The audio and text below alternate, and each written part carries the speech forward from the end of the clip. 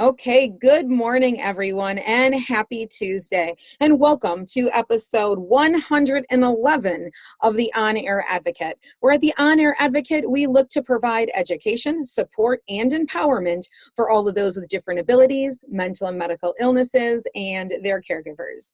For those of you who may not know me, my name is Tammy Flynn, and I am the host and producer of the On Air Advocate, and I am super excited that you are joining us here this morning on this live, or whether you are catching it on the replay. Now, as you know, if you think this content could be relevant or helpful for anyone in your circle or your network, please hit the share button and share the love with others. So we have been in this Perseverance series. We had wrapped up our Reset series for the new year, and I thought no better way but wrapping in the Perseverance series with all these amazing young adults that truly strive for greatness every day despite their adversity. And so I am so excited to have Miss Juliana here. She is an author, a writer, and she is a cerebral palsy advocate. So welcome, my dear. Morning, Tammy. How are you today? I am good. How are you? Good. How are you? I'm excited. I am excited too, and I am excited to you to share your journey more with the audience and for me to learn more about you. This is the first time that you have been on the show. And so before we get rolling this morning, can you tell the audience just a little bit about your backstory? When you were born, your condition, that sort of thing. Sure. I'm a winter baby, so I was born in January, of course, the cold month. The cold month. So I was born 31 weeks early. A full pregnancy is 40 weeks, so I was born 8 weeks early. I was supposed to be due in March, but I came in January. Mm-hmm. My parents had me late in their life. My mom was 31 and my dad was 32, and that's not really a ideal age to have a baby. So my mom went to her OBGYN probably by the 32nd week, and the doctor said to her, you better start taking Lamaze classes because there's something wrong with your baby. My parents were going to start taking them, but one day I just decided to come out extremely early. And my mom, I was coming out so quickly, my mom couldn't even take the epidural drug and all that, because the doctor said she's coming out too fast. You got to just push her, not getting any drugs. Mm-hmm. So when I finally came out of her, I was so early. They put me in an incubator and they whisked me away so quickly that my mom and dad couldn't even hold me. The doctors told them to yell out something quick, because so they could put it on my incubator thing. So that's how my name came along. So, but they went in to check if my lungs were developed because I was so early, and they said my lungs were fine, and the nerve endings on my neck were still a little bit open, and they said that they close up and heal on their own, but mine didn't. So mine stayed open. And it caused me to have a stroke. Okay. And my brain started to bleed out.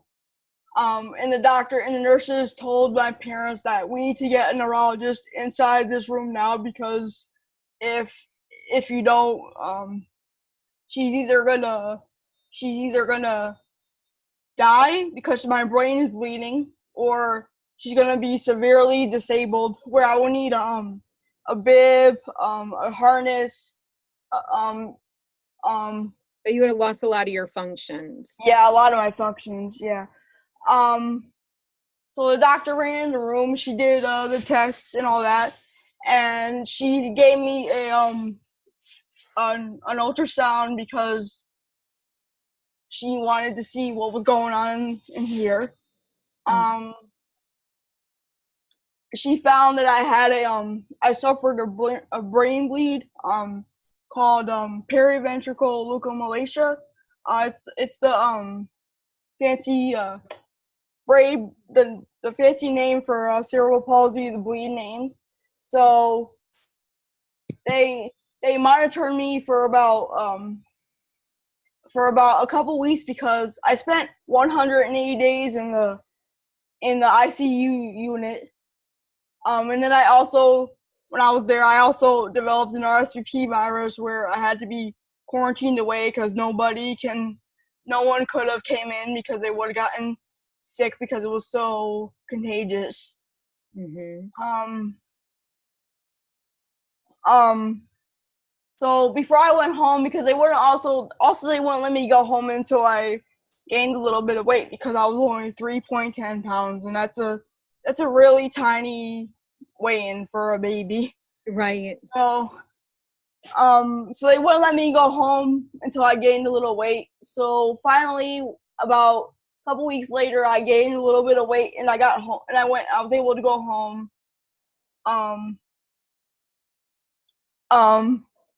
They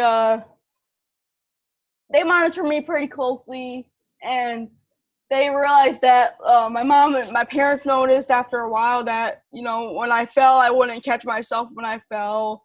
I just wasn't really hitting the milestones that I was supposed to. Mm-hmm. And my legs because of my stroke, I lost all of the feeling in my body, my fingers. So I had to go to my neurologist for checkups for 10 years to try and see what places I could get back and what places I couldn't. I got everything back, all my strength and feeling and back in me, except my legs. My legs were completely motionless. I couldn't move them. I couldn't do anything with them. So my doctor wanted to do a gait analysis to where they hook you up to all these lights and stuff and all this, and they have all these cameras, and you have to follow all like the lights and stuff. It looks at your walking pattern to see what's going on. Why are you walking all like awkward and weird and stuff, And so is that was it before that they already diagnosed that you had cerebral palsy? Because that was at the age of like 3, right? Yeah. Oh, I forgot that part. The doctor gave me another ultrasound before I went home. And she saw that the bleed part of the brain hemorrhage went away. But the black spot was still there. So the doctors took my parents in the conference room, and they said, in the hospital, and she said, your daughter might have cerebral palsy, she might not have cerebral palsy, we don't know. Okay. But so that's when they had to start doing all those tests to see if it really was CP. Mm-hmm. So they did the test, and they saw that my legs were kind of dragging like scissor blades. Mm-hmm. So they finally, on January 7th, 1999, they finally diagnosed me with CP. And we were all kind of shocked, even though I was an infant and I had no idea what was going on. But my family was kind of shocked because they didn't know how to care for me, because I never came with an instruction book or whatever. So right, there isn't instruction books on us. Nope. There. So we pretty much relied on my doctors and family and friends to help us raise me and care for me, because my parents really didn't know how to care for a baby like me by themselves. Right. Well, I would say that don't you think most kids that are born that have different medical complications, Yep. That there is no instruction book. Well, that would be for any kids. Anyone born, there's no instruction book on, how it's going to go. But that's wonderful. There's absolutely no instruction book for no kid that's born with a medical condition or anything. I mean, we wish there was, but there's not. Right. Right. But it seems as if your family really rallied together to try to figure things out and support you and support them, right? Yep. But when I got home, they couldn't hold me because of everybody wanted to hold me when I first arrived home, but they couldn't because of germs, and they didn't want to get sick, and everybody had to, wash their hands every time they wanted to hold me for germs. Mm-hmm. So every time, and at the age of 3, I was officially diagnosed with mild spastic diplegia. That's my form of CP. Okay. But I got, at that same time, I think I had an orthopedic doctor come in my team of doctors too. He noticed that my legs were really tight, like extremely tight, where I couldn't move them, or they were like kind of inward, like they were inward. So I just started preschool around this time too. I was 3 and I started preschool around this time. And the teacher I had around this time too, she noticed I really wasn't participating in activities that much as she wanted me to. She noticed I really didn't talk, and I really every time somebody would yell in the classroom, I would plug my ears and shut down all the time. So my doctor said maybe in about a year, if the legs release themselves naturally, we won't have to do surgery. But if they don't, we might have to give her surgery, because when the legs are this tight and you're young, they said that the doctor said that that's the only way that we can release the legs to help release the pain and help you walk a little better. So did you had the surgery done then? Yeah. The doctor finally noticed when I was 4 that my legs weren't really making any progress by themselves. So he decided we better give her the surgery while she's young. So this way, when she's older, we don't have to do it. Right. Because he knows that if I'm young, I really won't remember much of the procedure. While as if I was older, I would probably remember most of the procedure. Right. So, and that gives you the ability for, the growth this to still happen when you're doing it when you're young versus when you're growing and all your muscles and tendons and stuff are muscles. They had to cut half of my tendons off because to help my leg release a little bit better, so I don't have my tendons muscle, because they cut that part of my leg off. So they cut that muscle out of my leg. So okay. I don't, because my legs only bend forward. They don't bend backwards because of the tendons cut off. So looking at all that, you have had a long road already, and you are 20 years old. Yep, I'm 20 now. You have had a long road, Yep. And within that, you have found different things that have helped you to find inspiration, want to inspire others, and a lot of that has derived from this journey of writing. And so when did that start for you, the love or the notice of somebody being like, wow, she really takes her feelings and emotions and puts them down on paper? Well, it started in 6th grade. I was about 12 or 13. I thought to myself throughout elementary school, I'm not good at anything. I'm not gonna find what I'm good at before I leave this school. But in 6th grade it started.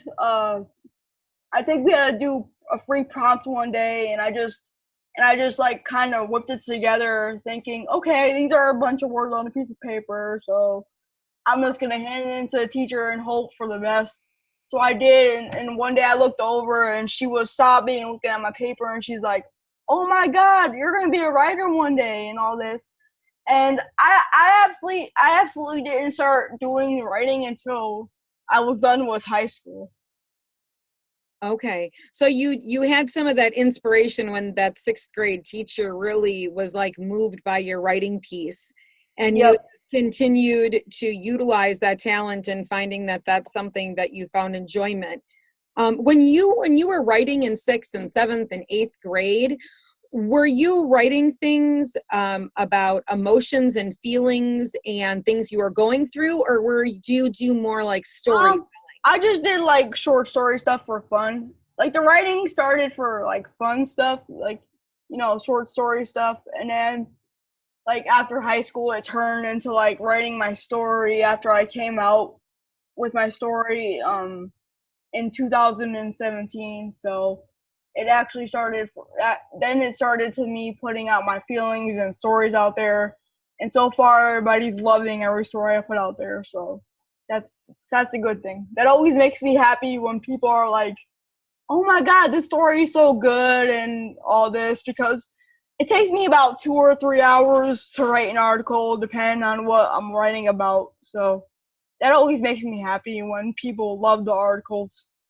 And I think it's so powerful that at one point you didn't think you would find something that was going to be the perfect fit or something you would love. No. No, just by trying different things and opening yourself up to that, you were able to find this. Now, as you've gotten older and you've gotten into more of the writing about your story and about the things that you've been through and ways to advocate and impact others, what are the different places that you have shared some of your stories and some of your articles already? I've shared them. I write for about 4 publications. There 2 of them are updated monthly because they're monthly writing publications. And the other one of them I write for is weekly because I'm on a bi-weekly schedule, and and the articles there are published every Monday. So I write for Project Wednesday, which is a site that offers that fosters positive human development through story sharing. Unwritten, it's a magazine for millennials that are my age or maybe a little bit younger through 30 years old, I think. And then there's medium.com, and then there's Coffee House Writers, which I write through Medium. There's The Mighty, which I really have to start updating my website because I only have 1 story up there. That's a lot of different places that you're putting out information to. Yeah. It's a lot of work, but somehow I juggle it all on top of school and all that. Right, going to school and doing this and pursuing your passion, because you know, your real goal in this writing, from what you've explained to me, is really to empower and uplift others through stories. Takes a lot of guts to go out there and share your story with people, and because you don't know how people are gonna take it once you send it in there and it gets published and it goes live and stuff. You don't know how people are gonna take it, so it's a little nerve-wracking at first when you send in your first article or any article. Right. And did you find within this kind of journey and writing journey that you had any like naysayers or adversity where people were like, I don't know if you should be doing this, or weren't as supportive? Or do you feel like you've always had a very supportive network? I've had a couple people that were not so necessarily supportive, but jealous of my life, because, you know, some people think that, you know, it takes like just sitting around and doing nothing to make a good life. But, you know, you gotta work hard for it, and I've worked really hard for the life I have right now, and to get to this point, and just to be where I am now. And it takes a lot of strength to make a good life out of what you have. Mm-hmm. It does. Always looking at the positive, right? Yep. And pushing Exactly. forward despite anything. Now, in this journey of writing and finding, publications, places you could write for. Did you find any great outlets of kind of like your tribe or like a supportive network that's kind of helped you through that, or that you can bounce questions off of for maybe other young teens and young adults that maybe are looking to pursue a passion in this? I think the people that I work with, they're all very supportive. They're like all very encouraging. They always share. Most of them always share all my articles, and it depends on what kind of people you work with. Like, cause not everybody is your friend. Mm-hmm. Cause like not everybody is your friend. I mean, people think that like everybody that you meet is your friend. No, that's not true. I mean, you have to find a bunch of people that are going to be supportive and lift you up and Mm-hmm. and keep you grounded and keep you encouraged. I mean, you can't let people bring you down, because a lot of people will do that. They'll just take advantage of you like you don't care, you know? Right, right. From those support systems, did you find, I know we chatted about some of your supportive writing network that's online, that's on like Facebook groups. Is that where you found the most of the writer, like other friend writers that you've met? Yes. Mhm. Yep. Mhm. Well, kudos to Facebook for bringing everybody together for Exactly. that. Exactly. Social media is not always though I'm on this platform, it's not always the most positive, right? Because it's sometimes It's people. not the best kind of thing. It could be a good or a bad thing depending on what you make out of it. No, right. But, looking at this whole series I've done, so many of you have crossed each other's paths because of social media, because of Yep. Facebook, because of these things. And so that's a real positive. And what the other positive is that you guys are sharing your real stories, real Yep. things that are happening, not what the image of perfection of what our society a lot of times wants us to see. And I actually, as well as a disability, I also have a little bit of a kind of a mental illness that I live with some days. It's called I have anxiety as well as a condition as of cerebral palsy as well. That's kind of also a hard thing to deal with too, because mostly everything makes you anxious. I mean, because you don't know when anxiety is gonna strike. You don't know when it's gonna kind of just like keep take over. I also write about that too, as well as my CP. So Because that's so important. There are so many of us out there, adults and young adults and children, that suffer from different forms of anxiety. What are maybe 3 positive tools that you use when you're when you're anxious? Do you have like um 2 strategies you use that help a little bit, or maybe 1 or 2? um I also go to counseling for just to help manage the anxiety, because you can't manage anxiety on your own. You eventually you're gonna have to know that you need help and you can't manage it on your own. Mm-hmm. I I use writing, because sometimes writing my feelings down makes me feel better. Okay. Um and just sometimes breathing exercises, even though depending on how bad the anxiety is and how it comes in, sometimes it doesn't always work. So I just kind of like cry it out a little bit, because crying is good for you. It's healthy. So Mhm. You cry it out sometimes? yeah. I do that too. I Yeah. do. I do. Because, sometimes don't you feel like sometimes crying is very cleansing? Like it Yeah, doesn't mean you're weak. It just means that sometimes you need you've to, been strong for too long. right, and you need to cleanse that out of your body. And there's no shame Yep. in that game at all to just Nope. let it out. Doesn't matter how old you are. You can do That's it. right, right, to be able to do that. Now when we're looking at from the writing aspect of it, you pursuing your dreams, despite adversity, what would be some of your advice? What would be your advice to the young people that are possibly listening, the adults that are listening that maybe still haven't pursued what their passions are? What's your advice? Um, just never give up. It doesn't even though if it means you might have to take a better path, a different path. It doesn't mean that you can't pursue what you want to do. I mean, don't let anybody tell you can't do something. Right. Because you can do it no matter what you have to do it. Right. So sometimes our paths don't just go a straight line. Sometimes we're diverted, right? Sometimes we gotta go through some curveballs. We gotta go through some twists and turns, but that's okay. That's only gonna make us stronger as people. So. That is right. That's right. And in the next, what are your hopes, your goals, some of your dreams and aspirations for like the next 5 years?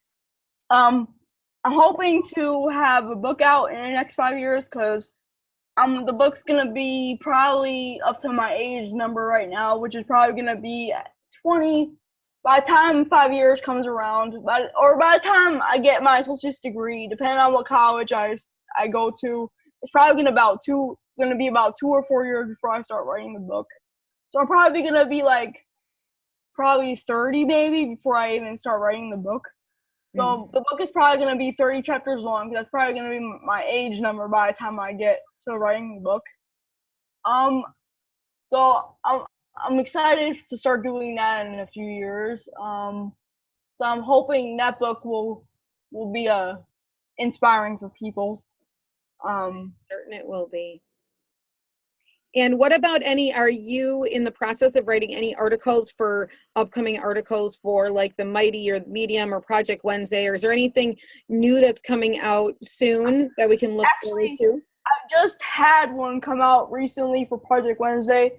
I ended up losing my dad at the age of 19, and my birthday was 2 days before, 2 days after he died. So I kind of wrote an article about that. If you want me to drop that in the comments, so people can see that.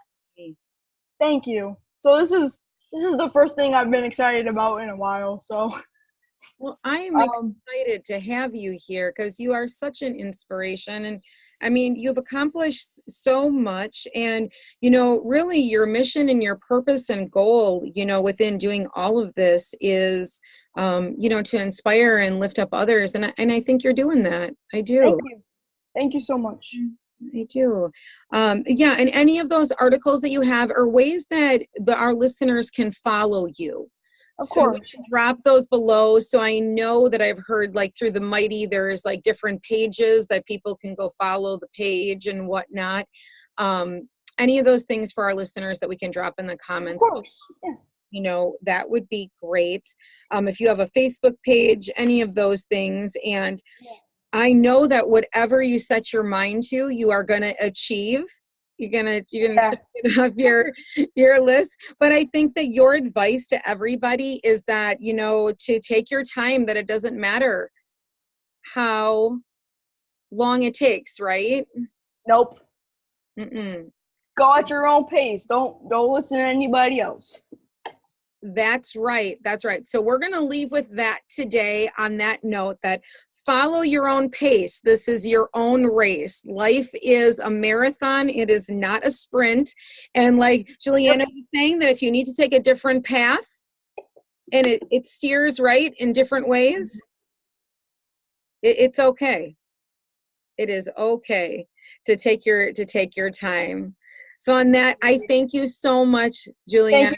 Thank you so much, Tammy. I had such a good time. You are a great host, and what you're doing for this website is awesome, and I'm hoping to be on again soon. Yes, and I know that you will be. So all of these things I want you to drop below. We're going to follow you. And for all the other listeners, if you are watching, if you want to know about any of the other services that the On Air Advocate offers, you can head on over to onairadvocate.com, and they are all right there. Also, if you would like to become part of our private Facebook community, which is growing, you can head up to the top of this Facebook page, hit the blue button, and that will let you into there. So everyone stay warm. Where are you again? Where's your location again? Connecticut. So what's the temperature today? Is it like 30, 40? Probably around like 30 right now, but I'm sure it's going to go up as the day goes on because it's still morning. So okay, so if you're there, You only need to bundle up a little bit. Enjoy any sunshine that comes your way if you're in the warm states. All of us in the Midwest are saying this to you right now. Enjoy your sunshine.